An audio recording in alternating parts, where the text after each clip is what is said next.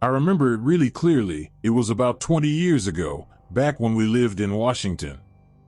My wife was never the outdoorsy type, so when my son, Brandon, wanted to go camping, it was always just me and him. That wasn't bad though. It was good father-son time. It was a nice scenic drive on the way to the campsite. I remember Brandon asked me about the music on the radio, and I spent an embarrassingly long time reminiscing about my high school days and what bands I was obsessed with back then. Eventually we reached our site and I got to work pitching our tent. Brandon waited patiently. He wasn't the type to go running off or anything, and when it was all set up, me and him went for a hike to take in the nature. It was really peaceful. The woods surrounding the campground were calm and serene. There wasn't any animals out and about, but every once in a while I would stop and point out a deer track or some droppings. It reminded me of when I was a kid spending time with my dad. I suppose I was about 9 years old when I learned about the marvels of deer poop myself. As I looked at him, I couldn't help but see a younger version of myself. We had the same eyes, the same hair, and like most of the people in my family, we had the same birthmark on our upper right arm. It was hard spending time with Brandon sometimes. I worked so often, and sure, it was putting food on the table, but whenever I saw how fast he was growing without me around, the guilt would start to well up inside me. Seeing him smile and laugh that day really uplifted my spirits though. I was here now, and that's what mattered, is what I tell myself whenever the conversation lulled. As we were walking, we suddenly found the trail leading out of the woods and into a beautiful view of the river. I was telling Brandon about erosion and how you could see the effects of the previous year's floods on the riverbank when his expression suddenly changed. He pointed up to the sky and said, "What's that, Dad?" I looked up myself and found that I was just as confused as he was. There was, off in the distance, a dark, triangular-looking object. It hung in the sky perfectly still and then suddenly vanished. Not wanting to lose my reputation as a know-it-all dad, I desperately searched for an explanation before deciding that it must have been a helicopter and telling Brandon as such. He obviously didn't believe me, and frankly, I didn't believe myself either. By the time we got back to our tent, the sun had already started to set. I got Brandon to help me collect some firewood and start up a fire.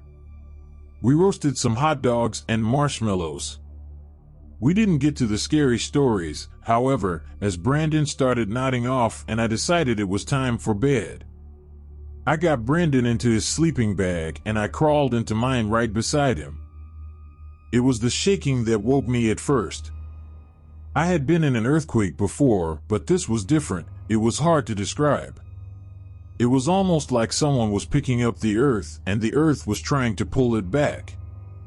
I was still groggy. I reached out to see if Brandon was awake and I found his sleeping bag empty. I wasn't too panicked yet. Like I said, he wasn't the type to run off, and I always try to keep a level head. I stumbled out of the tent and walked towards where the flashlights were, confident that I would find him near the fire trying to cope with the shaking. Then the lights happened.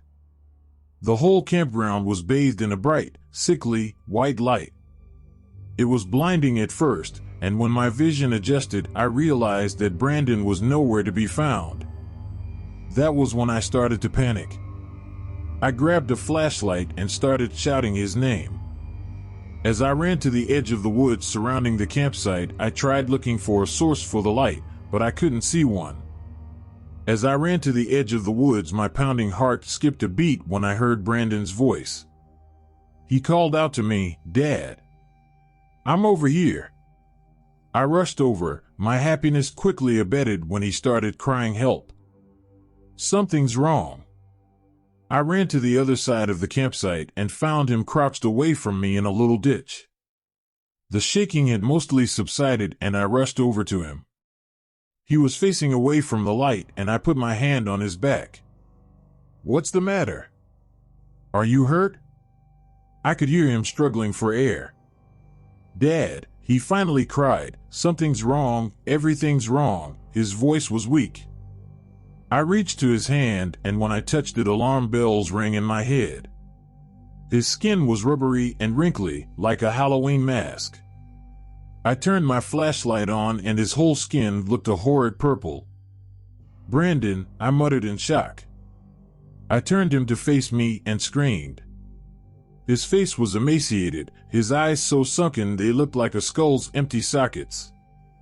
His jaw hanged open like the muscles that held it were worn and worthless. My whole body shook in terror. The shaking started back up again. This time even more violently. It seemed as if the ground was going to get ripped up and thrown into the sky. I didn't know what to do. I grabbed Brandon and held him as close to me as I could. I found myself praying to a God I was never sure actually existed. Through gurgles and moans, Brandon started to talk. "It hurts, Dad. Why does it hurt so much? Help me, Dad." As I squeezed him, I could feel him get thinner and thinner, like his insides were being sucked out. It felt like there was nothing left of him. Tears started rolling down my face, and the last thing I heard him say, faint as a whisper, haunted me. "Why won't you help me, Dad?" A nudge caused me to bolt up in my sleeping bag. Brandon was prodding me. "Wake up, Dad. I'm hungry." I got up, more than a little confused. As my heart stopped racing and I came back to reality, I realized that I had just had a crazy nightmare. I chuckled to myself. After Brandon was fed, I walked over to the ditch from the previous night. There was nothing weird or out of the ordinary. Brandon, too, seemed just like he always was, and didn't mention anything about the previous night. When I walked back to Brandon and asked if he felt the ground shake, he said he hadn't felt a thing. When we got back to civilization, I asked other people the same thing, and they all agreed with Brandon. For a week then, my mind was at ease. I worked a lot again that week, and when I finally had a day off, me and the wife took Brandon to the pool. It was only there that memories of that night came flooding back, and the horror with it. When Brandon took his shirt off, I looked at his arm and noticed the family birthmark was missing. My parents and I got lost in Grand Gulch for 2 days.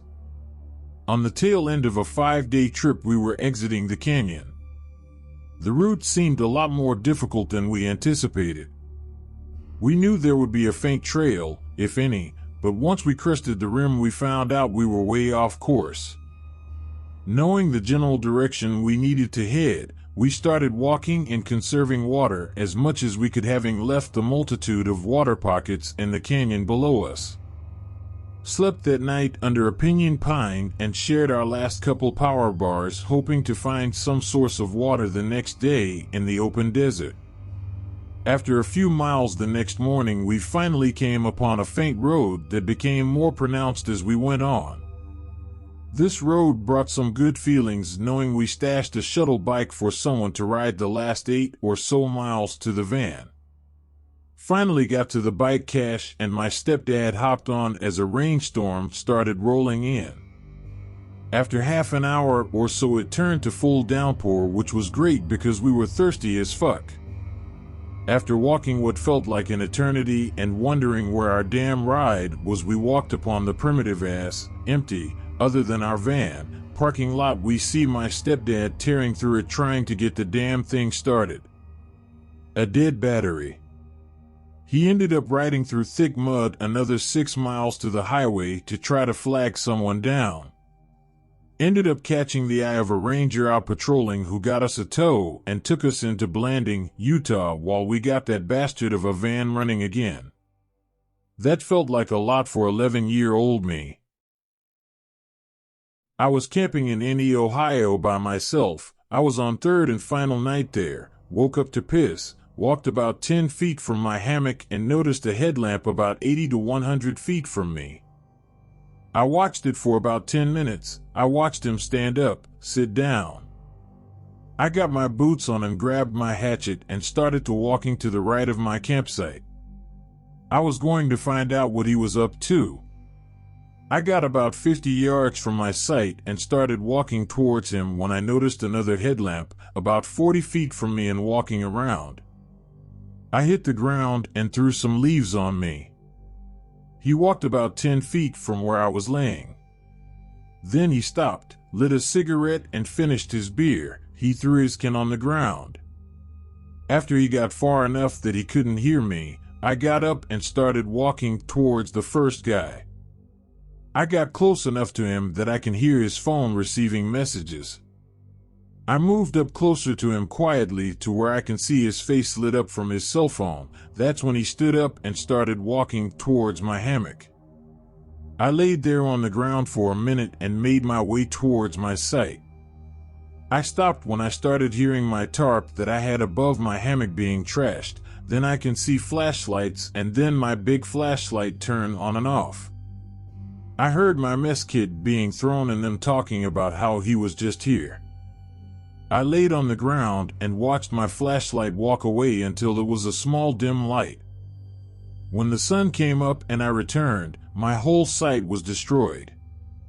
My hammock and tarp was shredded by what looked like a machete. My mess kit was stomped on. They took my backpack, rain gear, and flashlight. I went to the spot where I seen the first guy and found 2 pouches, 8 empty beer can and an empty lighter. I walked to where I seen the other guy and found an empty bag of powder which turned up to be meth, a mess of cigarette butts and a pile of shit with no toilet paper to be found.